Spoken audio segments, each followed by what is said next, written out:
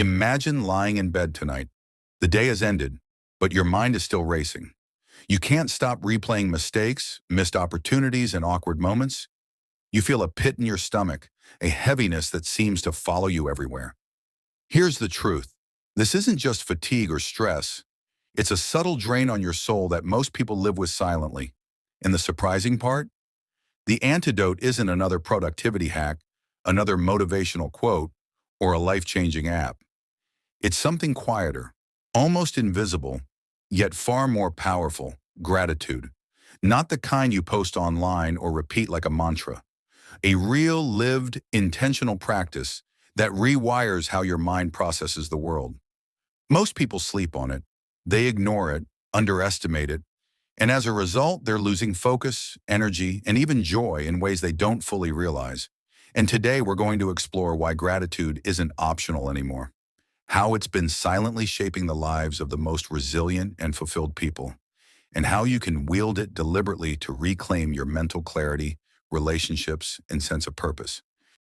Gratitude is one of those habits that feels almost too gentle to matter.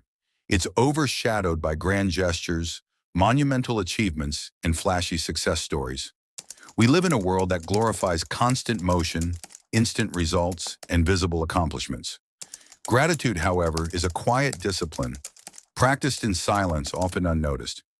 Yet it underpins almost every form of sustainable happiness, resilience, and mental clarity. It's what separates people who feel perpetually overwhelmed from those who experience calm amidst chaos. It's what allows ordinary people to endure extraordinary challenges and emerge stronger, not broken. Think about it. Most people wait until life is perfect to be grateful. They say, "I'll be thankful when I achieve X," or "I'll appreciate life when things are easier." But that's the trap. Gratitude is not a reward, it's a lens that shifts how you perceive challenges, setbacks, and even the mundane moments that quietly shape your life. Without it, every small difficulty feels larger, every setback feels catastrophic, and every moment of calm goes unnoticed. It's not your fault if gratitude feels unnatural. Your brain is wired to notice threats first, not blessings. From an evolutionary perspective, it was more important to survive lions than to appreciate sunsets. Negativity bias is powerful, but modern life amplifies it. We're constantly exposed to curated perfection on social media. We measure ourselves against others' highlights. We consume endless news cycles that focus on tragedy and conflict. As a result, your nervous system is perpetually in low-grade stress mode. Your mind habitually scans for what's wrong instead of what's working. And this chronic tension drains your energy, your focus, and your creativity. Gratitude doesn't remove these stressors. It rebalances perception, offering a counterweight to the automatic negativity that your brain defaults to. It allows you to notice stability, progress, and meaning, even in chaos. Gratitude isn't just anecdotal feel-good fluff. Neuroscience shows that gratitude literally rewires your brain. Functional MRI studies reveal that practicing gratitude activates the ventromedial prefrontal cortex, the area responsible for decision-making, emotional regulation, and moral reasoning. This isn't just about feeling good. It's about thinking better, acting better, and responding better to life. Regular gratitude practice lowers cortisol, the stress hormone, and improves sleep quality.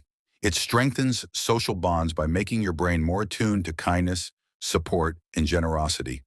It enhances resilience, not by avoiding difficulty, but by giving your nervous system a sense of orientation and safety.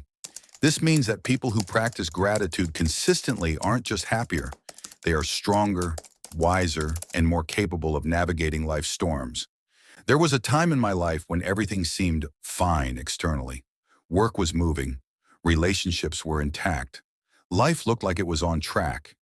Yet internally I felt hollow, a creeping anxiety, a sense that life was slipping through my fingers. I tried harder. I pushed more. I sought motivation in books, videos, and routines. But nothing changed. The shift came the night I began a simple habit: writing down 3 things that truly supported me each day, no matter how small. Some days it was a text from a friend. Some days it was the quiet of an early morning. Some days it was simply completing a task I'd been avoiding. Over months, my internal state transformed. Life didn't become perfect, but I became steady, aware, and connected. I realized gratitude wasn't a luxury. It was the foundation of every other habit I wanted to build. In a post-disaster community study, researchers noticed something remarkable. Two groups experienced the same losses. One group focused on what they had lost. The other, while acknowledging grief, actively reflected on what they still had and shared gratitude daily. Within months, the gratitude group showed faster emotional recovery, better problem solving under stress, stronger social bonds, not because they denied suffering, but because gratitude anchored them in meaning and presence, giving them clarity amidst chaos.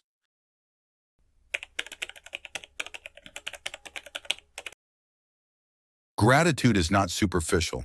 It is not a way to avoid reality. It is accurate awareness of the support, opportunities, and stability present in your life right now. It sharpens discernment. It strengthens patience. It enhances decision-making. And once you adopt this lens, everything else becomes easier. Relationships, work, discipline, resilience, all improve naturally. You're not failing because you lack talent or effort. You're drained because your attention is habitually trained to notice only what's wrong. Gratitude recalibrates your mind. It lowers stress. It deepens connections. It improves perspective. It empowers action. It's the quiet, invisible engine behind high-functioning, resilient, and fulfilled lives. Tonight, ask yourself, what is quietly supporting me that I've stopped noticing? Start acknowledging it. Start writing it down. Start living it intentionally. And if this perspective shifted something for you, subscribe. Because we're not chasing motivation here. We're learning how to live steady, powerful, and aware lives.